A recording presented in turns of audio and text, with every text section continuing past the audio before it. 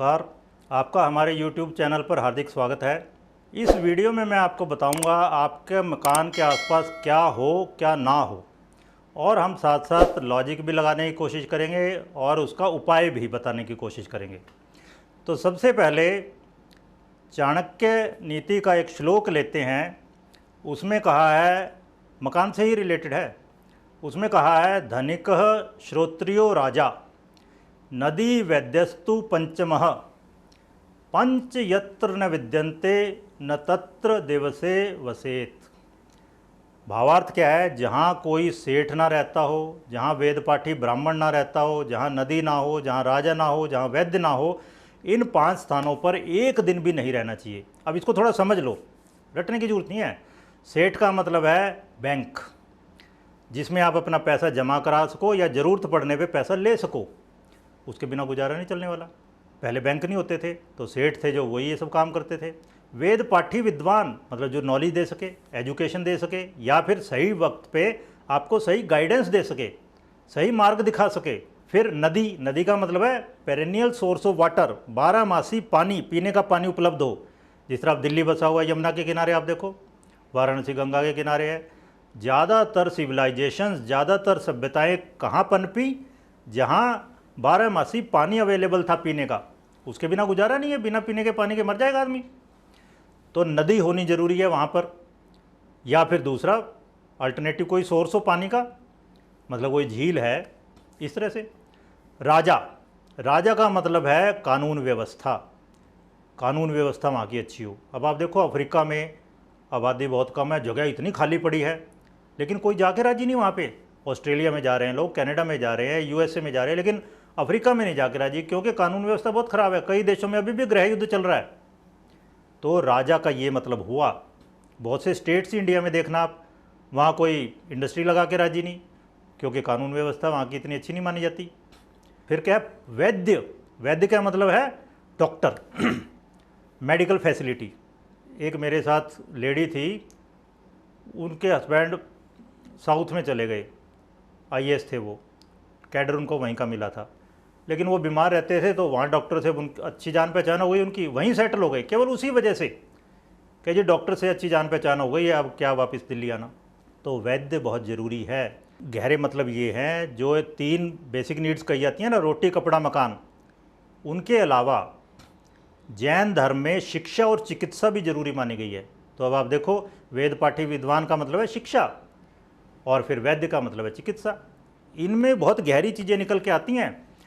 तो सीधा से आप बात करते हैं घर कहाँ पे बनाएं, या बना बनाए कहाँ पे ले। पहली बात तो धार्मिक स्थान नहीं होना चाहिए कोई आसपास, मतलब मंदिर, मस्जिद, गुरुद्वारा, चर्च कोई भी आसपास नहीं होने चाहिए, क्योंकि बहुत धार्मिक स्थान में क्या है, धर्म की बातें होंगी, लेकिन घर में धर्म, अर्थ, काम, मोक्ष, हर तरह की बातें हैं। सब प्रकार के फल प्राप्त करने के लिए हम घर बनाते हैं। अब वहाँ धर्म की कथा हो रही है और घर में सेक्स कर रहे हैं, या फिर वर्क फ्रॉम होम है, तो आप परेशान रहोगे, नहीं कर पाओगे, ठीक है ना। इवन स्कूल कॉलेज भी ना हो, क्योंकि स्कूल में देखना आप सुबह सुबह बच्चे आते हैं, एकदम से भीड़ भाड़ हो जाती है, बहुत आवाज़ें होती हैं, फिर दोपहर में छुट्टी हो गई, एकदम साएँ साएँ हो जाता है सब। तो ये इम्बैलेंस ऑफ एनर्जीज़ है, इससे बढ़िया फील नहीं होगा, ठीक है ना। सुबह आप बहुत परेशान रहोगे, वहाँ पे एकदम से चिल्ल पौ मच जाती है, इतने सारे व्हीकल आ जाएंगे, आप अपनी गाड़ी तक नहीं निकाल पाते, और फिर शाम को ऐसे लगता है एकदम शमशान की शांति कहते हैं ना, इस तरह ये ऐसे लगने लगेगा। फिर बंद गली के आखिरी जो मकान होते हैं वो सबसे अशुभ है। तो गली का जो बंद सिरा है ना, उस पर कभी मकान नहीं होना चाहिए। अब मैं थोड़े अशुभ स्थान बताता हूँ क्या क्या है घर के आसपास जो नहीं होने चाहिए। तो जिस तरह शमशान भूमि या कब्रिस्तान है, वो मुर्दों के लिए है, वहाँ रोते पीटते लोग आएंगे, या वहाँ की आपको पता है दृश्य हैं मुर्दों के, या वहाँ की गंध आएगी, अशुभ है जो। इसी तरह फैक्ट्री या वर्कशॉप नहीं होनी चाहिए, वहाँ आवाज़ें बहुत होती हैं, वाइब्रेशंस होंगी, आप देखना घर में वाइब्रेशंस आएंगी। लेटोगे आप देखना, कई बार फैक्ट्री के पास घर है ना अगर, तो वाइब्रेशंस हो रही होती हैं घर में। कसाई खाना अगर आसपास है तो वहाँ आप चील कौवे मंडराते रहते हैं, हर वक्त कुत्ते घूमते रहते हैं, तो वातावरण वहाँ का ख़राब रहेगा। या अगर आप वैसे ही अगर मांसाहारी नहीं हो तो मन वैसे ख़राब हो जाएगा। धोबी घाट है अगर, वो भी अशुभ है, वहाँ पे आप देखना बहुत आवाज़ें ऐसी होती हैं। धोबी घाट जैसी आवाज़ें जो होती हैं ना, वो तो दरवाज़ा ऐसी आवाज़ करता हो ना, वो शुभ नहीं माना गया है वास्तु में। कूड़ा घर या डलाव है, दिल्ली में डलाव कहते हैं उसको, वो भी अशुभ है। क्योंकि वहाँ से बदबू आएगी, हर वक्त गंदगी फैली रहेगी। आसपास विद्युत का ट्रांसफार्मर है घर के पास ही, तो कभी भी एक्सीडेंट हो सकता है, कभी भी आग लग सकती है उसमें। अस्पताल है, अब वो पता है वहाँ बीमार आते हैं ज़्यादातर, तो अस्पताल अलग इंस्टीट्यूशनल एरिया में बनाने चाहिए वैसे तो घर अगर वहाँ पास में है तो आप परेशान रहोगे, हर वक्त बीमार लोग दिखेंगे। जो स्वस्थ हो जाता है वो नहीं रहता कोई अस्पताल में। चकला घर है, अगर आप समझते हो, वेश्यालय है, वो बहुत ख़राब है घर के पास होना या घर उसके पास होना। पुलिस स्टेशन या जेल है, वहाँ पे अपराधी ही पकड़ के लाए जाते हैं, मन खराब रहेगा हर वक्त। तो ये सब अगर वहाँ पे कुछ भी है इनमें से, तो वहाँ रहने वालों का विनाश करते हैं ये चीज़ें, तो ये नहीं होने चाहिए। तो साथ साथ मैंने लॉजिक बता दिए। तो अब अगर दिखते हैं तो क्या करें जी? ये मैं बता दूं, सभी अशुभ चीज़ों के लिए बिल्कुल एक ही रूल है। कोई भी चीज़ जब दिखती है तब बुरी लगती है ना, तब अशुभ प्रभाव आता है, तो दिखे ही ना। मतलब आँखें हमारी बहुत दूर तक देखती हैं, फिर कान हमारे सुनते हैं आवाज़ें, फिर गंध है हमारी। तो अगर वहाँ की गंध नहीं आ रही तो इफ़ेक्ट ना के बराबर है, वहाँ के अशुभ आवाज़ें नहीं आ रही तो इफ़ेक्ट ना के बराबर है। वो दिख नहीं रही चीज़, तो अपने घर में पर्दे लगा लो, बंद रखो घर को, यही कर सकते हैं और क्या कर सकते हैं। तो सबसे पहले तो है ना ही हो।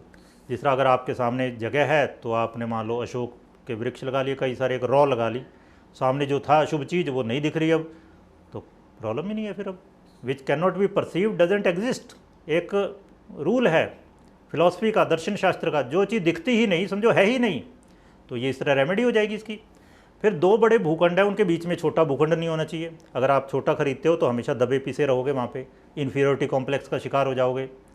ये कहा जाता है ना, birds of A feather fly together, एक ही तरह के पक्षी इकट्ठे उड़ते हैं। आप देखो सुबह सुबह तोतों के झुंड जा रहे होंगे, बगुलों के झुंड जा रहे होंगे अलग से, एक ही तरह के पक्षी। तो अपने समान लोगों में रहो, जैसे आप हैं, जिस कैटेगरी के आप हैं, आप धर्म के हिसाब से, जाति के हिसाब से, कर्म के हिसाब से ले सकते हो अपने आप को। जिस तरह आप देखो पुलिस वालों की सोसाइटी होगी, जैनियों की अलग सोसाइटी होंगी, ऐसे होता है ना, या राजस्थानियों की अलग सोसाइटी होगी। तो रीजन के हिसाब से, या भारत से बाहर जाओगे विदेशों में, आप देखना मिनी इंडिया बसा हुआ है, मिनी चाइना बसा हुआ है, इकट्ठे रहते हैं लोग, क्योंकि उनका मैचिंग हो जाती है आराम से, अपनों में अपनों जैसा लगता है। विदेश में भी विदेश जैसा नहीं लगता फिर, ठीक है ना। फिर आसपास जो चर्मकार है, चमड़े का जो काम करते हैं, वो नहीं होना चाहिए, क्योंकि चमड़े के काम में आपको पता है इतनी बदबू आती है, सारा पानी वहाँ का दूषित हो जाता है। ऐसा प्लॉट, ऐसा मकान जिस पे कई मार्ग, कई रोड एंड हो रहे हो, वो बहुत ख़राब है। या जिसके अंदर से रोड जा रहा हो, ट्रेस पासिंग हो रही है, क्या होगा? आपकी प्राइवेसी नहीं रही कुछ भी। जहाँ पे लहसुन की गंध आती हो, दही की गंध आती हो, पिघले हुए मक्खन की गंध आती हो, शहद की, तेल की, शव की गंध आती हो, मछली की या पक्षी की गंध आती हो। शव का मैंने बताया था ये कब्रिस्तान के मामले में। तो जहाँ मछली का काम हो रहा है, जहाँ पक्षियों को मारने का काम हो रहा है, इवन घर में कबूतर का कभी प्रवेश नहीं होना चाहिए। ये कहा गया है सम्रांगण सूत्रधार में, कबूतर घर में बहुत ही अशुभ है। फिर किसी चांडाल का आसपास घर ना हो। तो पुराने टाइम में क्या था, ब्राह्मण, क्षत्रिय, वैश्य, शूद्र चतुर्वर्ण थे, लेकिन चांडाल इसके बाहर था। तो चांडाल कौन लोग थे? जो शवदाह का काम करते थे, जो मल उठाते थे, गंदगी साफ करते थे, वो चांडाल थे। तो वो वर्णाश्रम धर्म से बाहर थे। लेकिन आजकल आप देखो, जो लोग ऐसा काम कर रहे हैं, मान लो अब कोरोना पीड़ित था कोई, उसकी डेथ हो गई, उसका संस्कार कोई कर रहा है, वो चांडाल की कैटेगरी में आ जाएगा। या घर का आपका कूड़ा उठाया जा रहा है, फिर उसकी सेग्रीगेशन होती है, वो चांडाल की कैटेगरी में है। अब आपके घर के पास कूड़े की सेग्रीगेशन हो रही है, आप सोचो, उसको छांटा जा रहा है, कितनी बदबू आएगी। और उन लोगों को कोई भी बीमारी भी हो सकती है और वो आप तक भी हो सकती है।